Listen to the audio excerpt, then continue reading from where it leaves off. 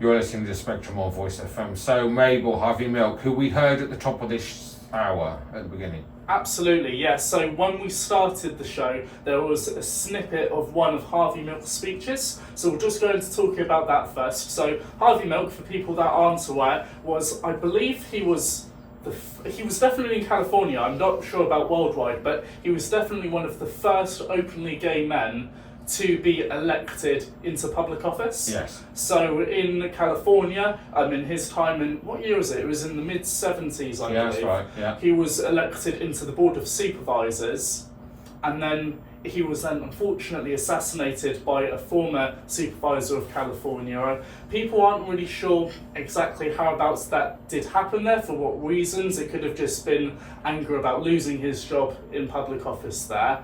But no, it was such a shame when he was assassinated. I've seen a few documentaries about it, and just the energy that he had in, so much there, with being able to bring up his local community there. I think he called himself the mayor of Castro Street. That's right. Yeah, which is why he owned, was it a shop, was it a cafe? I can't remember. I think it was a bookshop or something, a political bookshop of some description. Yeah, with his partner. That's right. And the Castro, if people don't know, that is like the gay district of San Francisco. That's where they all lived. That's where the queer community was. No, definitely. So that's one person that I think it's quite important to talk about there. So do research him as well there, listeners. Let's say two other important people we wanted to talk about in this segment is Sylvia Rivera. Yeah. So they were someone that was instrumental in the Stonewall riots, but maybe bigged herself up a bit more than what she actually did accomplish. Slight exaggerations. Yeah. And with her close friend Marsha P. Johnson, who I think might be a more recognisable name of the Stonewall riots, just after they happened in 1969, they co-founded an organisation together called STAR, which stood for the Street Transvestite Action Revolutionaries. Yeah.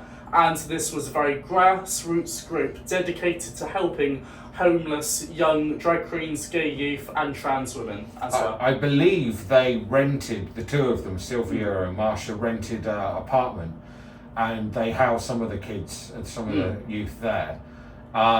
It only lasted a few years though, didn't it? Yeah, no, it was very short-lived there, but it's something that comes up in a lot of speeches there, and it really is, I think what it goes to show is anyone in really any community, not just the queer community, can put in a lot of hard work and change a lot of lives. Because this happened over 55 years ago now, and it's still something that we talk about today, just with the few lives that it was able to help. And Rivera herself, she was made homeless when she was 10.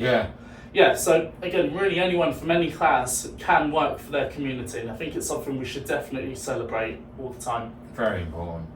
Southampton's Voice. Voice FM.